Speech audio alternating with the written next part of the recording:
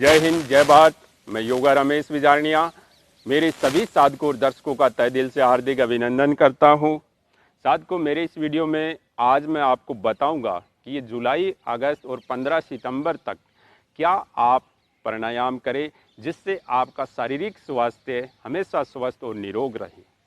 देखिए साधकों और दर्शकों, हमारे प्रत्येक वीडियो को अगर आप निरंतर लगातार देखेंगे तो आपके शारीरिक स्वास्थ्य में किसी भी तरीके की कोई समस्या उत्पन्न नहीं होगी, क्योंकि हम जो भी हमारे वीडियो में बताते हैं वो हमारे शास्त्रों से जुड़ी हुई और फिर हमारे शरीर पर प्रैक्टिकल की हुई चीज़ ही किसी की कॉपी करके ही बताते हैं।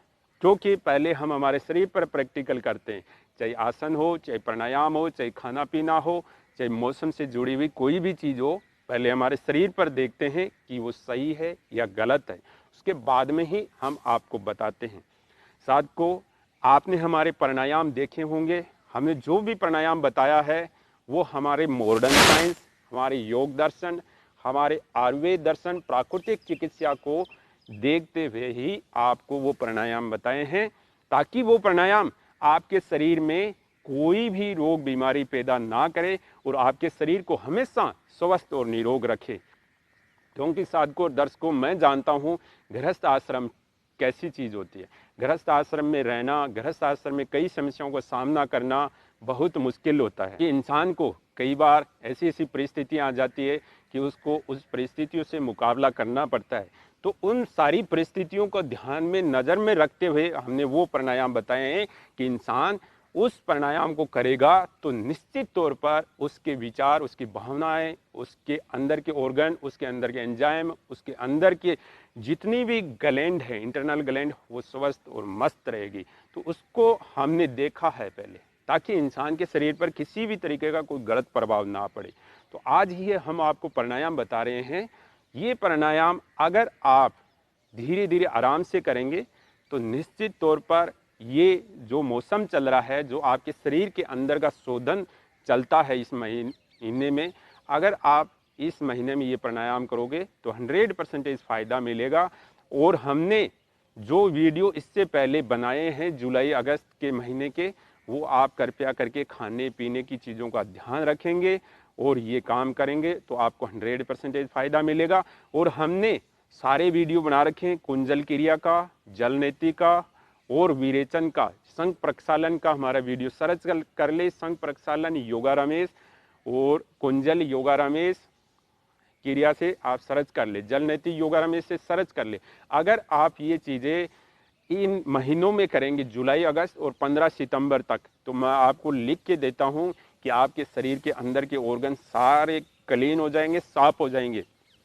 अगर आपने इन महीने में लापरवाही कर दी तो साधकों, फिर अक्टूबर, नवंबर, दिसंबर में हमारे पास कोई इलाज नहीं है, क्योंकि ये महीने आपके शरीर का आंतरिक शोधन करते हैं, आपके शरीर के अंदर की सफाई करते हैं। ये प्रकृति और परमात्मा अपने आप सोते ही शरीर का काम करते हैं। लेकिन हमको क्या ध्यान में रखना है, हमें हमारे जो महर्षि ऋषि मुनि नियम सिद्धांत खाना पीना बताकर गए हैं उसका हमें पालन करना है। ये कि साधकों, हमें केवल जब भी जहाँ भी बात करनी है केवल हमारे महापुरुषों, ऋषि मुनि, महर्षियों की बात करनी है। अगर हमारे महर्षि ऋषि मुनियों की हम बात करेंगे तो हम निरंतर स्वस्थ और मस्त रहेंगे। देखिए साधकों, मैंने भारत में कई लोगों को देखा है, कम से कम 5% लोगों को छोड़कर कोई भी हमारे महर्षि ऋषि मुनियों की बात नहीं करते हैं। और आज पूरे विश्व में हमारे महर्षि ऋषि मुनियों की ही बातों के ऊपर रिसर्च करके और बड़े बड़े आविष्कार कर दिए जाते हैं, चाहे स्वास्थ्य से रिलेटेड हो, चाहे टेक्निकल से रिलेटेड हो, चाहे साइंस से रिलेटेड हो। हमारे सारे महर्षि ऋषि मुनियों की कॉपी हो रही है। लेकिन हम भारत देश के निवासी और जहां हमारे महर्षि ऋषि मुनियों ने जन्म लिया था और हम उनकी संतान होकर उनका नाम नहीं लेते हैं, ये हमारे लिए बहुत दुख की बात है। तो आप हमेशा अपने महर्षि ऋषि मुनियों के सिद्धांतों पर चले, उनका नाम ले। कोई भी एग्जाम्पल, उदाहरण देना है, सबसे पहले हमारे महर्षि ऋषि मुनियों का देना है, क्योंकि ये सब चीज़ें हमारे महर्षि ऋषि मुनियों की है। तो आज हम आपको सबसे पहला प्राणायाम बता रहे हैं कि आपको कौन सा पहला प्राणायाम करना चाहिए। आपको करना चाहिए नाड़ी शोधन प्राणायाम। आराम से करें नाड़ी शोधन प्राणायाम। इन दिनों में धीरे धीरे करेंगे तो आपको हजारों बेनिफिट, सैकड़ों बेनिफिट मिलेंगे। क्योंकि बिना वायुमंडल की ऑक्सीजन के बिना आपके शरीर में कोई भी शुद्धिकरण नहीं होगा। इस बात का ध्यान रखिए, क्योंकि मैं साइंस का स्टूडेंट हूँ, बीएससी बायोलॉजी का स्टूडेंट हूँ, तो मैं मॉडर्न साइंस के भी हिसाब से सोचता हूँ, क्योंकि हमारे गुरुजी हमें 6, 7, 8, 9th क्लास में पढ़ा दिया करते थे कि हमारा शरीर के अंदर के ऑर्गन क्या क्या काम करते हैं। माइटोकॉन्ड्रिया, अंतःपृथ्वी जालिका, कोशिकाएं, गाल्जिकाएं, राइबोसोम, एटीपी, एनएडीपी, ये सारी चीज़ें हमें गुरुजी बता दिया करते थे। तो बिना ऑक्सीजन के आपके शरीर के अंदर किसी चीज़ का नव निर्माण या कोई नई चीज़ पैदा होना बहुत मुश्किल है। तो हमें प्राणायाम का सहारा लेना बहुत ज़रूरी है। लेकिन नाड़ी शोधन प्राणायाम आप धीरे धीरे प्यार से करें। और जैसे ही देखिए, आपको प्राणायाम हमने बता रखे हैं। बेस्ट प्राणायाम योगा रमेश से हमारा वीडियो सर्च कर ले, उसमें पूरी डिटेल मिल जाए। अब देखिए, नाड़ी शोधन प्राणायाम आपको दाएं हाथ के अंगूठे को दाएं नोजल पर रख देना है और बाएं नोजल से धीरे धीरे श्वास को अंदर लेना है और जितना शरीर का सामर्थ्य है श्वास को रोकने का प्रयास करें। बाएं नोजल से श्वास को नीचे तक महसूस करें, अपने मूल बंद तक। साधकों, हमारे प्राणायाम जरूर देखें, आपको 100% फायदा मिलेगा। और फिर आपको इस तरीके से बाएं नोजल को बंद कर देना है और धीरे धीरे प्यार से लंबी गति के साथ श्वास को छोड़ना है।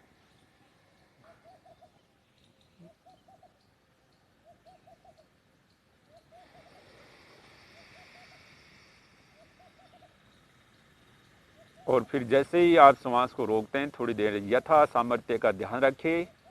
ये ना ध्यान रखें कि मैंने कह दिया श्वास को रोकना है, हार्ट वाले हृदय रोगी श्वास को ना अंदर रोके, इस बात का ध्यान रखें। और जैसे ही श्वास को धीरे धीरे आप छोड़ते हैं तो पूरी चंद्र नाड़ी को महसूस करें। फिर चंद्र नाड़ी से वापस श्वास को गहरा लंबा अंदर तक लें और चंद्र नाड़ी को मूल बंद तक महसूस करें। और जब भी चंद्र नाड़ी को आप महसूस करते हैं तो श्वास और ऑक्सीजन का महसूस करें कि आपके पूरी चंद्र नाड़ी में ऑक्सीजन चली गई है। और थोड़ी देर ऑक्सीजन के प्रवाह को अंदर महसूस करें चंद्र नाड़ी के अंदर। फिर धीरे धीरे प्यार से सूर्य नाड़ी में से निकाले, धीरे धीरे ऊपर की तरफ से, और सूर्य नाड़ी को पूरा पीछे की तरफ ले जाने का प्रयास करें और महसूस करें। फिर सूर्य नाड़ी से श्वास को गहरा लंबा लेना है, फिर चंद्र नाड़ी से श्वास को छोड़ना है।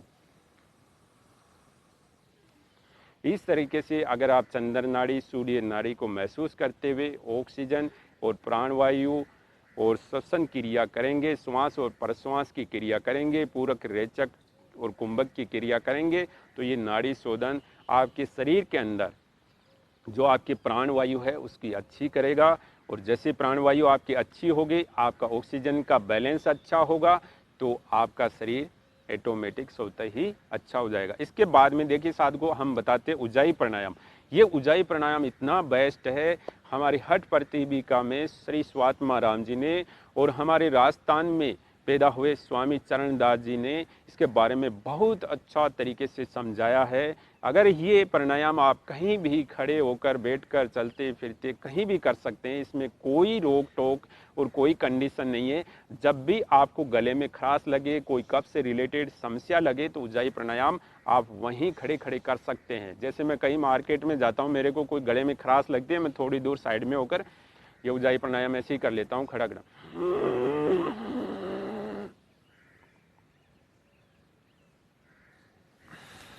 ऐसे ही मैं 1 मिनट करता हूँ साइड में और मेरा गला सही हो जाता है। कोई कफ से रिलेटेड है वो ख़त्म हो जाता है। देखिए साधकों, हमारे महर्षि ऋषि मुनियों ने हमारे सिस्टम को कितना अच्छा करने की सारे प्रयास किए थे, लेकिन वो प्रयास हम देखते ही नहीं हैं, हम सुनते ही नहीं हैं। ये उज्जाई प्राणायाम आपकी श्लेष्मा, जो अंदर गंदी श्लेष्मा होती है, जो कफ रोग होते हैं, उसको जड़ से ख़त्म कर देता है, फुल करता है। तो आपको उज्जाई प्राणायाम धीरे से आराम से करना है। अगर आपको कोई कफ और पित्त से ज़्यादा दिक्कत नहीं है तो आप नाड़ी शोधन और ब्राह्मरी प्राणायाम कर ले, कोई दिक्कत नहीं है। जब आपको लगे कि मेरे को कफ से रिलेटेड पर समस्या है, पित्त से रिलेटेड समस्या है, तो आप ये ऊंचाई प्राणायाम कर लिया करेंगे अपने शरीर के सामर्थ्य के अनुसार 2 मिनट, 3 मिनट, 5 मिनट तक, तो आपको 100% फ़ायदा देगा। और देखिए कैसे करना है। सबसे पहले हम ऊंचाई प्राणायाम क्रिया बताएंगे, प्राणायाम नहीं बताएंगे, तो इस क्रिया को देख ले कैसे करना है।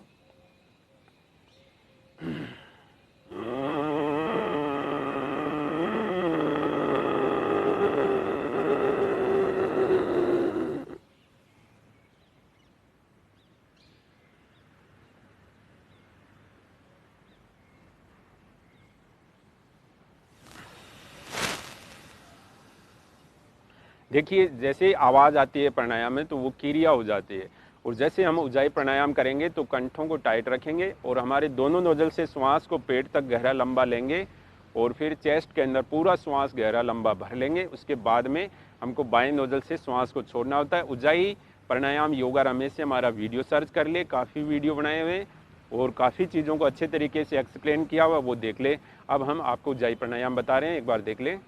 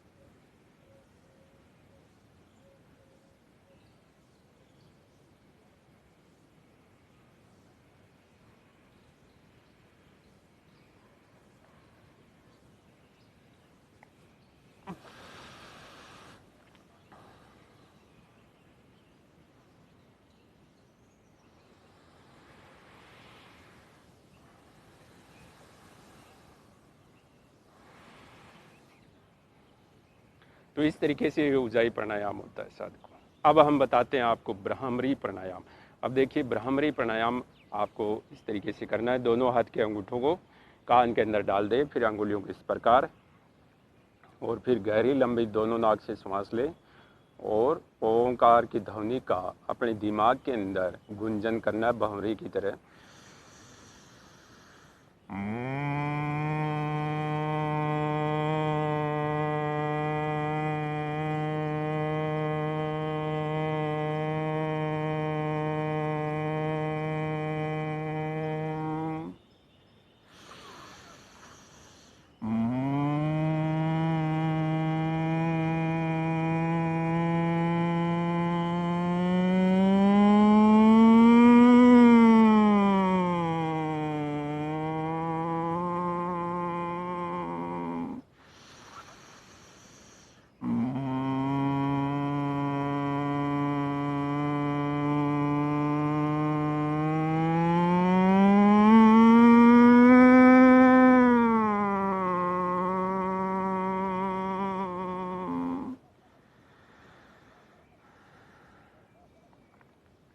इस तरीके से ये ऊंचाई प्राणायाम आपको करना है साधकों और दर्शकों। और बेस्ट प्राणायाम योगा रमेश से हमारे वीडियो सर्च करें, उनको आप जरूर देखें। और आजकल आप देख लीजिए सारे न्यू यूट्यूबर या जो भी योग गुरु है वो सारे अब प्राणायाम के बारे में क्या बताते हैं और हमने पहले क्या बताया था। हम एक योग के विद्यार्थी हैं, पहले शोधन करते हैं, रिसर्च करते हैं, हमारे शरीर पर वो चीज़ हमें अच्छे लगते हैं वो आपको हम बताते हैं। अगर इस तरीके से ये प्राणायाम करोगे और जो हमने चीज़ें बताई है जुलाई, अगस्त और 15 सितंबर तक ध्यान रखने योग्य, अगर वो चीज़ों का पालन करोगे तो आपके शारीरिक स्वास्थ्य में किसी भी रोग बीमारी ग्रस्त होने की कोई संभावना नहीं है। और साधकों हमारा वीडियो निरंतर आप देखते रहिए ताकि आपका शारीरिक और मानसिक स्वास्थ्य हमेशा स्वस्थ और निरोग रहे। धन्यवाद।